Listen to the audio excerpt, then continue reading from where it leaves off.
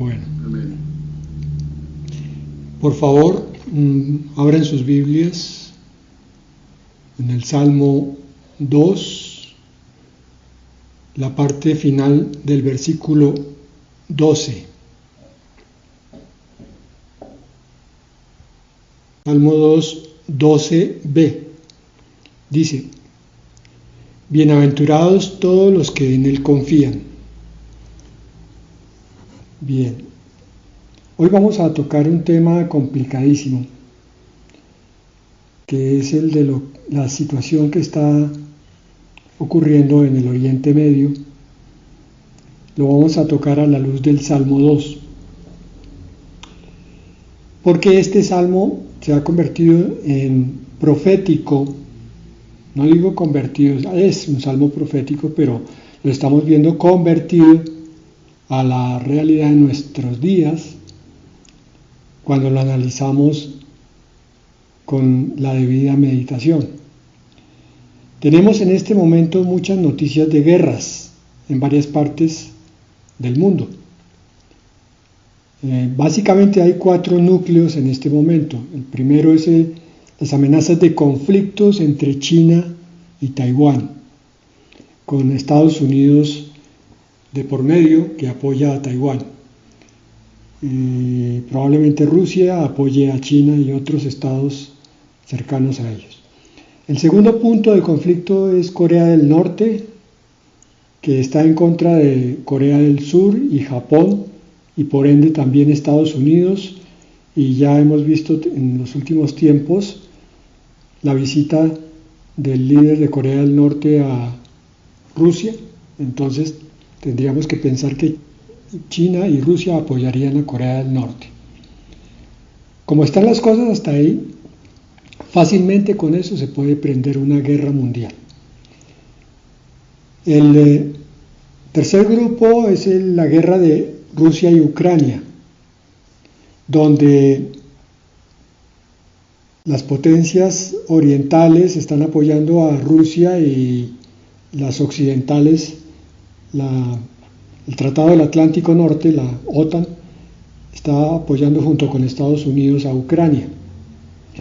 Y el más crítico, que se inició hace 20 y tantos días, que es el de Israel, como cuarto núcleo de conflicto grande a nivel mundial. Israel contra los grupos vecinos. Por el momento decimos grupos, aunque ya varias naciones han dado señales de querer entrar en el conflicto. Esto nos lleva entonces a la profecía de Mateo 24, versículo 6, donde nos dice: oiréis hablar de guerras y de rumores de guerras. Estos 4 núcleos de conflicto que enuncié están describiendo perfectamente esta frase que nos dice aquí la palabra: guerras actuales, Rusia y Ucrania, Israel y los vecinos por grupos, y rumores de guerras como lo de China y Taiwán y Corea del Norte y Corea del Sur. Continúa Mateo 24 en la mitad del versículo diciendo algo que es para tener muy en cuenta precisamente a nivel espiritual y emocional. Dice: mas no os angustiéis, porque es necesario que todo esto acontezca.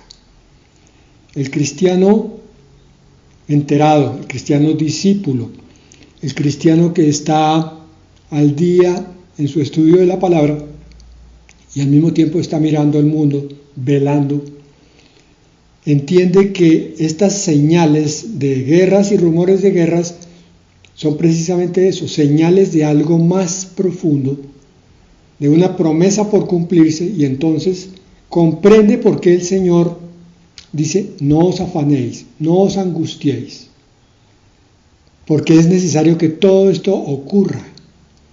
Estas guerras ya estaban en la visión, en el entendimiento, en la omnisciencia de nuestro Dios desde la eternidad. Él sabía que esto iba a ocurrir y sabía que este es el principio de una agitación que va a terminar en algo grandioso para el mundo. que es el reinado milenial y el estado eterno. Esos dos estados escatológicos, o sea, futuros, que están esperando a los creyentes. Por eso dice, para los creyentes, no se afanen, porque todo esto simplemente les va a mostrar a ustedes que la palabra se está cumpliendo, pero que asimismo, cuando se cumple con respecto a guerras y rumores de guerras, se va a cumplir con respecto a la paz que va a traer el príncipe de la paz. Y termina siendo una aclaración para algunos que se confunden, porque hay grupos de cristianos y de mesiánicos que están diciendo que ya estamos en la tribulación, dice aquí, pero aún no es el fin. El fin es considerado bíblicamente como el periodo de la gran tribulación, o de la tribulación mejor, que dura 7 años. No es el fin todavía. Este pasaje de Mateo 24:6 nos lleva entonces en un encadenamiento perfecto al Salmo 2, que es el que vamos a estudiar hoy, como profético para estos tiempos y como cumplimiento de la palabra del Señor en Mateo 24:6. El Salmo 2 tiene 4 partes. Cada parte de los 12 versículos totales consta de 3 versículos. Y vamos a ver que cada porción de estas 4 es un escenario por sí solo. La primera porción la intitulamos Guerras y rumores de guerras, precisamente porque dice la palabra así: ¿por qué se amotinan las naciones y los pueblos piensan cosas vanas? Meditemos esto. Amotinamiento es un levantamiento contra la autoridad. Lo que estamos viendo en este momento, cuando estas naciones están contendiendo unas con otras, es que finalmente en el trasfondo espiritual lo que hay es un amotinamiento contra la autoridad de Dios. Porque este es un tiempo de ruptura de los principios morales. Aquellos que tienen, digo yo, más de 50 años de edad, pueden evaluar claramente la historia de los últimos, digo, tal vez 30 años, y ver cómo han cambiado las cosas, las circunstancias, los valores, las personas tan rápidamente en estos últimos años. Cosas que hace 20, 30 años eran impensables, hoy son palpable realidad y oscura realidad. Por ejemplo, la vida hoy no vale nada. Tenemos noticias de enfrentamientos por la puja política, y quizás algunos de ustedes leyeron la noticia donde hubo una asonada contra la registraduría en Gamarra, y quemaron la registraduría, y dentro de la registraduría había un empleado, murió quemado. Pero esa es apenas una de las muchísimas noticias de homicidios cada día. Por cualquier plata, alguien se monta en una motocicleta, lleva un arma de fuego y le pega uno o varios tiros a cualquiera, porque ese es el negocio hoy en día. La vida ya no vale nada. El sexo se convirtió en una burla contra Dios. La honorabilidad ya no existe. Hay múltiples denuncias de fraudes electorales, y después de las elecciones vienen las denuncias de corrupción dentro de las instituciones del Estado. El uno trata de sacar tajada, el otro se le adelanta. Bueno, existe cantidad de fraudes continuamente. El dinero hoy en día es el Dios. Y todas estas cosas son vacías. Por eso dice la palabra, ¿por qué los pueblos piensan cosas vanas? Decía el versículo 1. Por esa razón se amotinan. Están buscando cada uno el poder, la fama, la gloria, el dinero, las posesiones, y entonces están pasando por encima de todos los valores morales, por tanto se están levantando contra Dios. Dice el versículo 2, se levantarán los reyes de la tierra y príncipes conspirarán contra el Señor y contra su ungido, pues dirán, rompamos sus ligaduras y echemos de nosotros sus cuerdas.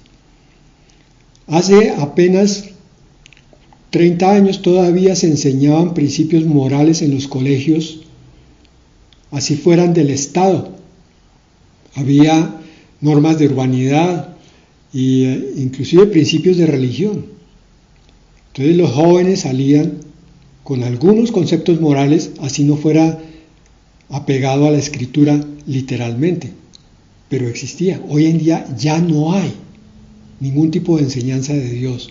Entonces los dirigentes se han levantado para quitar todo principio moral que ellos consideran que es opresivo, que son sus cadenas, sus ligaduras, sus cuerdas.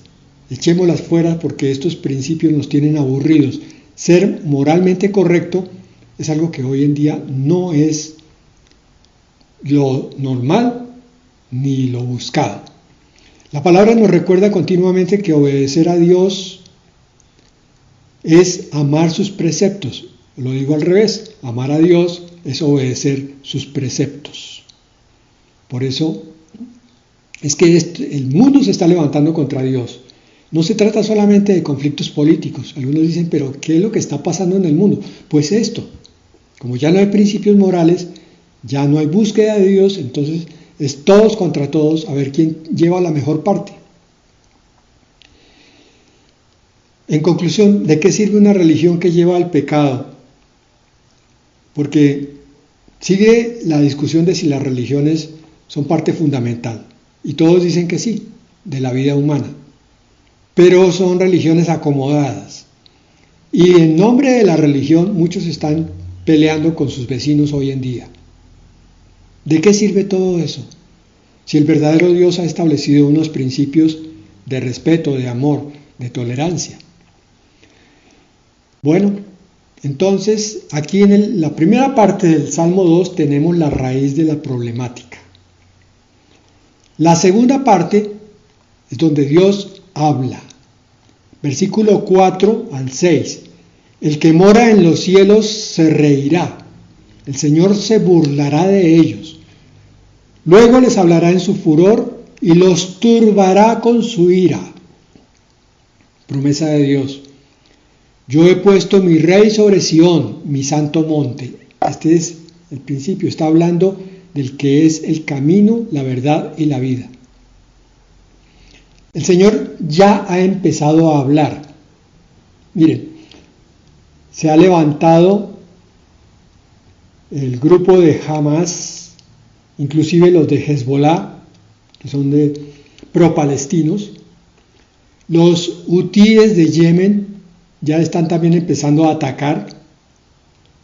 Ahí tenemos 3 grupos étnicos, no necesariamente naciones, pero ya por otro lado tenemos noticias de hoy de que Argelia parece que le declaró la guerra a Israel, y por otro lado Irán y Líbano ya han manifestado que ellos están dispuestos a apoyar a Hamas, pero ya han hecho ataques contra Estados Unidos, que parqueó un grupo de barcos en el Mediterráneo, vecino a Gaza, como señal de apoyo a Israel. Entonces Irán y Líbano están atacando estas y otras bases norteamericanas para demostrar que no le tienen miedo ni a Israel ni a Estados Unidos.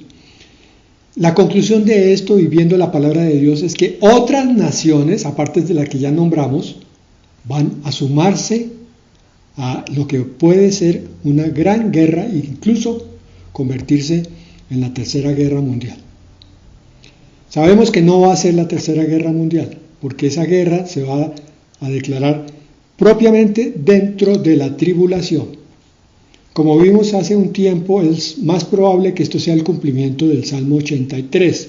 O sea, entre el Salmo 2 y el 83 hay una profecía completa de un conflicto grande alrededor de Israel de muchas naciones que vienen contra él, pero Israel termina victorioso por milagro del cielo, por la ayuda de Dios, de forma tal que entonces estos pueblos terminan subyugados e Israel empieza a mirar a su Dios en una forma renovada, porque hacía tiempo que se estaba apartando también de él como las otras naciones.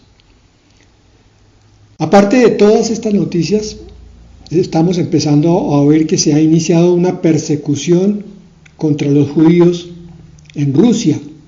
Hace 2 o 3 días, un avión que iba a aterrizar en una ciudad rusa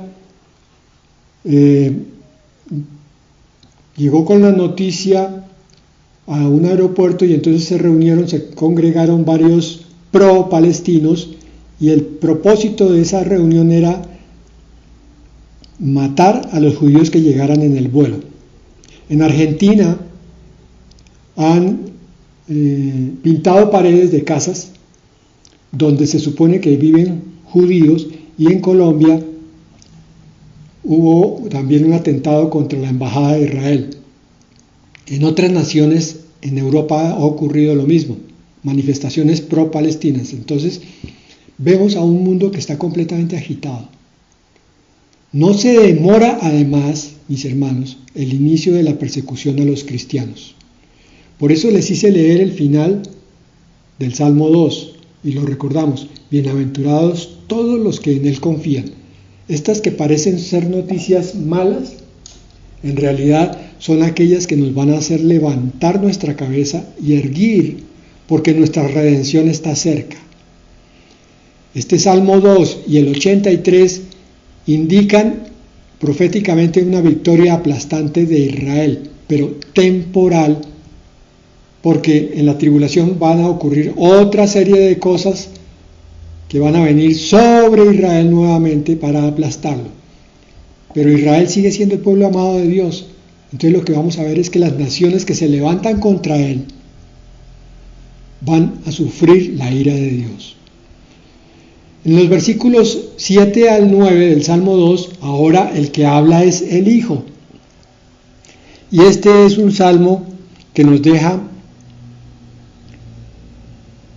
con la boca abierta, porque es una profecía muy clara con respecto al Hijo de Dios en el Antiguo Testamento, cosa que los judíos no pueden ver. Ahora, hablando del Hijo, dice aquí: yo publicaré el decreto. El Señor me ha dicho: mi hijo eres tú, yo te he engendrado hoy. Pídeme y te daré por herencia las naciones y como posesión tuya los confines de la tierra. Los quebrantarás con vara de hierro, como vasija de alfarero los desmenuzarás. Si nos perdemos un poquito en el sentido del Salmo 2, hacemos un pequeño repaso. En primer lugar, nos habla de las naciones y los pueblos que se levantan contra la autoridad de Dios. En segundo lugar, vemos cómo Dios habla diciendo que los pueblos que se levantan contra él no son nada. Ahí me salté el versículo 5 y 6 de la Salmo 2, voy a leerlo. Luego les hablará en su furor y los turbará con su ira. Yo he puesto mi rey sobre Sión, mi santo monte. Ese es el dictamen de Dios, es que todo lo que tiene que ver con Sión, con su santo monte y con su ungido, es directamente de su corazón.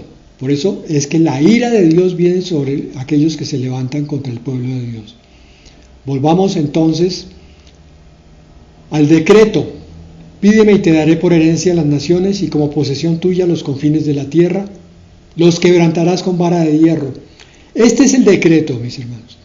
El Hijo es el heredero del poder y de la creación del Padre. Aquí lo está enunciando en el Salmo 2. En forma profética le está diciendo a los pueblos que se levantan contra su pueblo: yo voy a quebrantar las naciones. El heredero inicia la batalla del quebrantamiento hasta su destrucción de las naciones rebeldes de todo el mundo.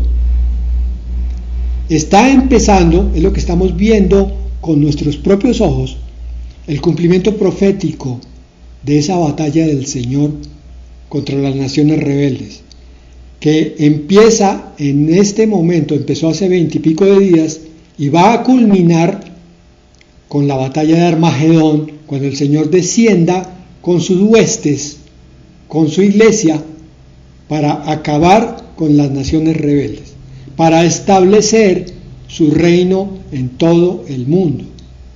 Mirándolo así, vemos la importancia de este salmo en la profecía y en el cumplimiento de los tiempos.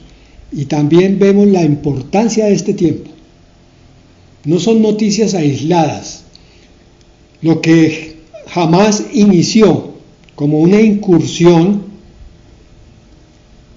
donde ellos creyeron que estaban dando un golpe muy fuerte a Israel, en realidad lo que hizo fue iniciar el principio del fin.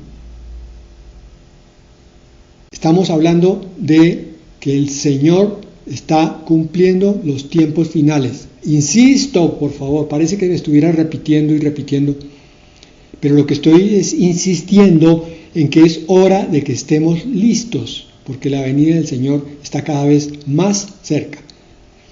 La última parte del Salmo 2 es la exhortación que el Señor le hace a las naciones y a los que creen en Él. A las naciones les habla en el versículo 10, 11 y la primera parte del 12. Dice: ahora pues, reyes, sed prudentes, admitid amonestación, jueces de la tierra. Es decir, este es tiempo de prudencia, de ser sobrios y velar, no malgastar el tiempo. Pero ¿quién va a hacer esto? Pues obviamente que únicamente los creyentes, los que tienen su corazón en la palabra de Dios, los que entienden los tiempos. Pero el resto del mundo va a seguir perdiendo su tiempo. Miren, con el Halloween veíamos el desorden tan tremendo que se toma las calles de nuestra Colombia, del mundo inclusive, haciendo oídos sordos a lo que está pasando. Pero el verdadero creyente ve cómo Satanás está procurando distraer a todo el mundo para que no sean conscientes de la realidad, de la verdad. En el versículo 11 dice: servid al Señor con temor y alegraos con temblor. Entonces la preparación viene primero por la prudencia, segundo por la amonestación que estaba en el versículo 10, lo cual quiere decir ser humildes y obedientes. Amonestación bíblicamente no es un regaño. Amonestación es recibir instrucción. Y para recibir instrucción se necesita ser humilde. Se necesita tener corazón de discípulo. Se necesita querer conocer más de la palabra de Dios, y después de conocerla se necesita en amonestación meditar sobre esa palabra para ver cómo es que el Señor está llevándonos por el camino de la verdad. Con estas noticias y con la palabra estamos viendo que estamos en el cumplimiento de su palabra en nuestras propias vidas. Por eso la invitación que nos hace el Señor hoy es a gozarnos, ¿sí? Gozarnos, porque estamos viendo que su palabra es fiel y que todo lo que Él dice se cumple, y que por tanto todas las promesas que están por venir van a llegar indefectiblemente. Y lo que viene es nada menos que nuestra redención. Ya el Señor está próximo a tomar a su iglesia para sí. En el versículo 11 nos decía: servid al Señor con temor. Esto no es solamente para el pastor. Servir es comprometerse con respeto con Dios. Es que si Él pone que yo le hable a una persona y pasa un mes y no le vuelvo a hablar a otra, no importa, si no me llega la provisión de Dios en el sentido de que me traiga otra alma. Ese es mi ministerio. no es el de un pastor que predica ante 5,000 personas. Es que a mí me mandó a pastorear a una sola persona una vez al mes. Pero yo entonces le comparto lo que conozco de la palabra y sobre todo el testimonio de lo que Dios ha hecho en mi vida. Le cuento cómo Dios me ha dado paz, me ha dado esperanza, me ha quitado obsesiones, me está santificando cada día, me hace ver por encima de la oscuridad de estos tiempos la esperanza de la vida eterna. Y honrad, dice el versículo 12, al Hijo para que no se enoje y perezcáis en el camino, pues se inflama de pronto su ira. Este versículo es el que yo decía que es sorprendente que esté en el Antiguo Testamento y que los judíos en su ceguera no puedan ver 3 palabras que dice ahí claramente: honrad al Hijo.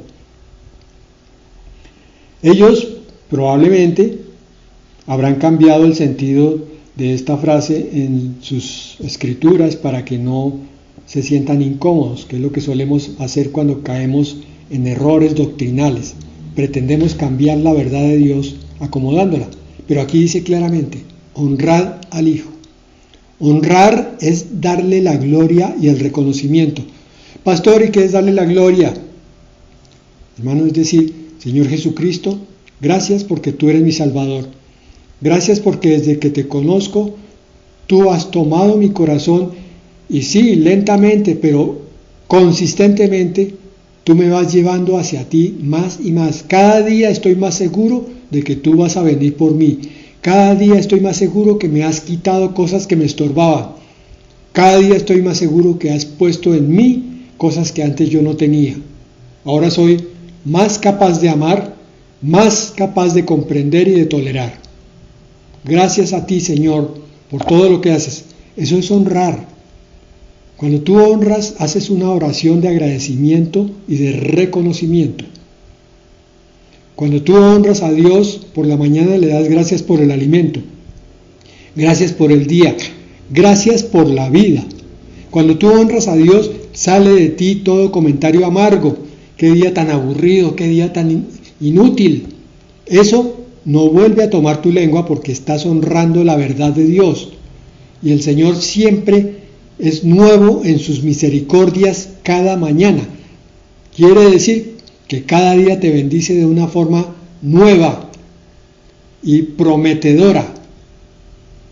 Entonces, en el Salmo 2, el Señor exhorta a las naciones, pero las naciones no van a oír, porque las naciones están llenas de orgullo y de soberbia. Ni van a ser prudentes, ni van a recibir amonestación, mucho menos van a servir al Señor ni a honrar al Hijo.